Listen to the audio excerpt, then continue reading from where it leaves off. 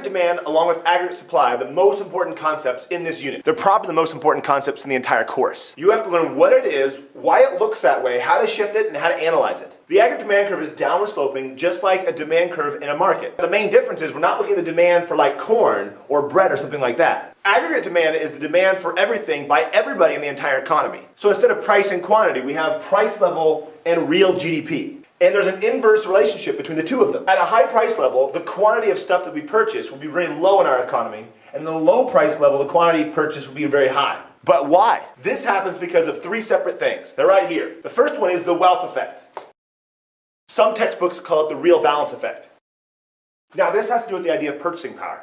When price level goes up, the purchasing power of people's money decreases. So they're going to buy less. The quantity demanded would be less.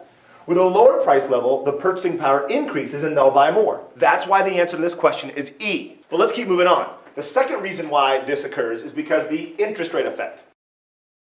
Now this one's different because it's not purchasing power that's being affected, it's the interest rates.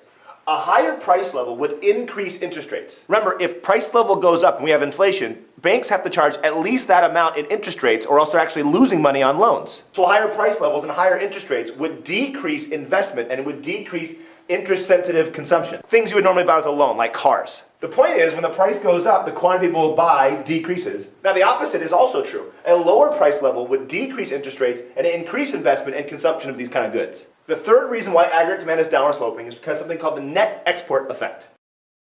Now this is not because of purchasing power or because of interest rates, it's because of other countries. In this situation, when the price level goes up, other countries will buy less of our stuff, right? The quantity of GDP we produce and people buy would decrease. When price level goes down, other countries will want to buy more of our stuff, so the quantity would increase. Okay, now that you know why this thing's downward sloping, now it's time to start talking about shifting the curve. It can shift to the right and it can shift to the left, and there's 4 reasons why it shifts. They are the 4 components of GDP. Aggregate demand is made up of consumption spending, investment spending, government spending, and net exports. If any of these things increase, the curve will shift to the right.